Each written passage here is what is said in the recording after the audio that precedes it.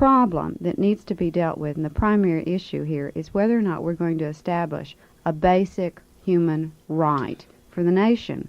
You see, the purpose of the Equal Rights Amendment isn't just to correct all of this past discriminatory laws. It's also to put it on the record that no more shall you pass these kind of dumb things. Mrs. Schultz? I agree with this man that where there are injustices, they certainly ought to be corrected at the state level, though, a specific pill for a specific ill. Specifically ask about the military, why I felt that women wouldn't make good soldiers, and don't they do this in other countries? To answer this, I'll just give him 3 quotes.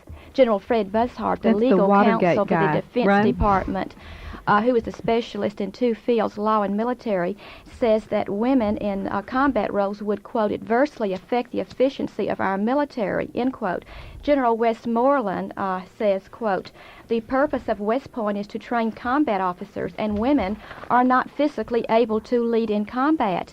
Maybe you could find 1 woman in 10,000 able to do this, but she would be a freak, and we're not running the military academy for freaks, end quote. Excuse me, on what grounds do you say this?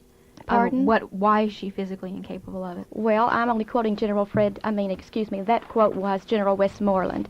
I don't know, but he's trained enough military men and officers, I would suspect he knows his business. Also, I'd like to quote Marine Brigadier General Sam Shaw. He says, total equality could well render the armed forces in total disarray.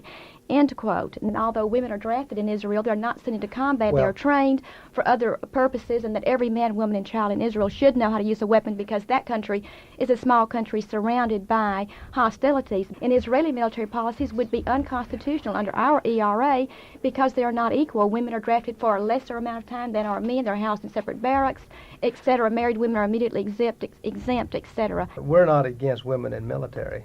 This is not the issue whether women should be in the armed forces or not, but the point is that should they be, my feelings toward the thing personally is that if they are, there are more valuable contributions that they can make in support services rather than in frontline services. At the ERA hearings in 1975 in Austin, I noticed that the supporters as well as the opponents testified under sworn oath testimony that many of the supporters, practically all of them, when they were asked that question, said, yes, it will mandate equal military obligations for women. I think it would. Even including the League of Women Voters, one of the biggest supporters of the ERA, says, yes, it will require military obligations for women, but they try to minimize it by saying, quote, in 1971, only 5% of the eligible males were inducted and less than 1% assigned to combat, but that's like saying only 45,937 American men were killed in Vietnam. Figures? If women are drafted, number one, the draft pool is doubled. That we know right away. We also know that not everyone is put into a combat zone. We know that not everyone is suitable for combat. We know that probably less women than men are suited for combat because of their physical stature. That does not mean that some women are not suited. And a loss of rights for those women that will be forced into the military, too. It may be that some of those women would like to serve their country. And talking about discrimination, right now, the way things are, there is a quota placed on the number of women that are accepted into the military. They must meet higher standards to be accepted into the military than men do for the same jobs.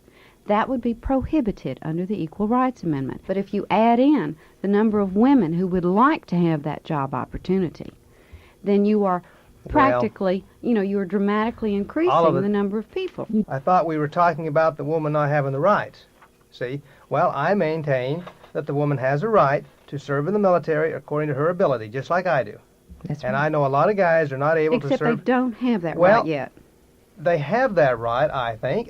They don't. Look, I think that if a woman could pass the difficult, the rigorous physical requirements to be a paratrooper, they won't let her even take the test. I don't believe that because I don't believe that All because. Right, let me just settle this question. Just a second. I can settle just the a question. second, Ms. Schultz. I don't believe that for a second. There is a quota on the number of women who may enter the military. And there's no quota on men, therefore because that's sex women aren't allowed in combat roles. The quota is actually much smaller